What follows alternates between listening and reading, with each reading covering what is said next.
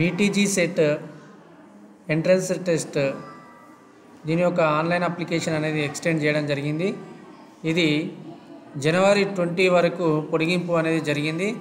ఇప్పుడు ఎవరైతే 4వ తరగతి చదువుతున్నారో వాళ్ళు ఈ VTG set 5th class entrance exam రాయడానికి అర్హులు.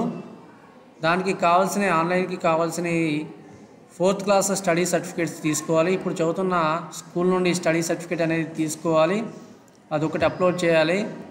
మళ్ళీ ఫోటో ఒకటి అప్లోడ్ చేసుకోవాలి, మరియు సంతకం సిగ్నేచర్ అనేది అప్లోడ్ చేసుకోవాలి. ఈ 3 మ్యాండేటరీగా ఉండాలి. ఒకటి వచ్చేసి స్టడీ సర్టిఫికేట్, ఒకటి ఫోటో, ఒకటి పేపర్ మీద సిగ్నేచర్ చేస్తే సరిపోతుంది. ఈ 3 ఉంటే ఆన్లైన్లో అప్లికేషన్ చేసుకోవచ్చు.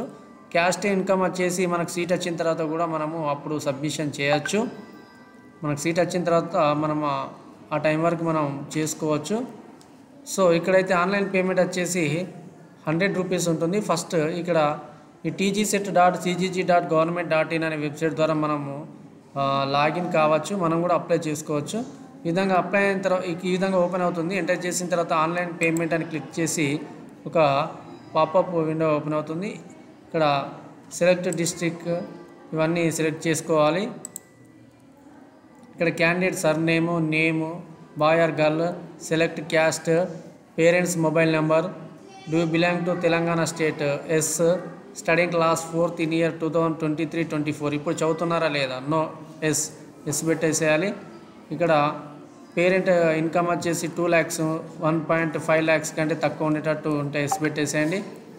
ఇక్కడ studying in government aided school, private school అయితే ఎస్ పెట్టండి. 100 రూపీస్ అనేది కట్ అవుతుంది.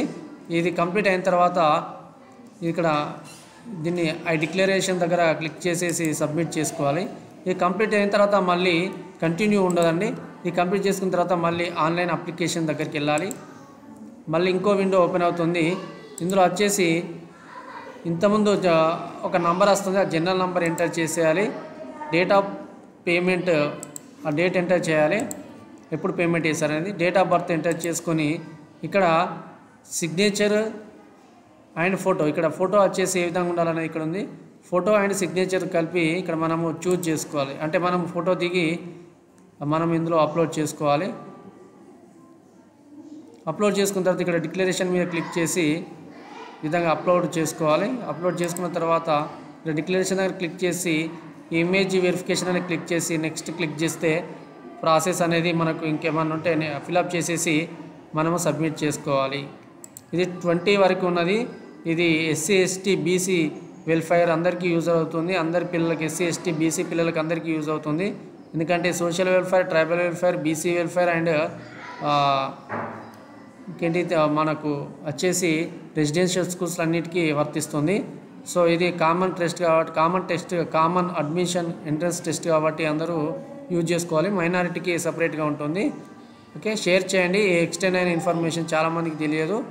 ఈ వీడియోని అందరికీ షేర్ చేయండి. ఓకే, మరిన్ని గురుకులాల ఇన్ఫర్మేషన్ గురించి మన ఛానల్ సబ్స్క్రైబ్ చేయండి, షేర్ చేయండి.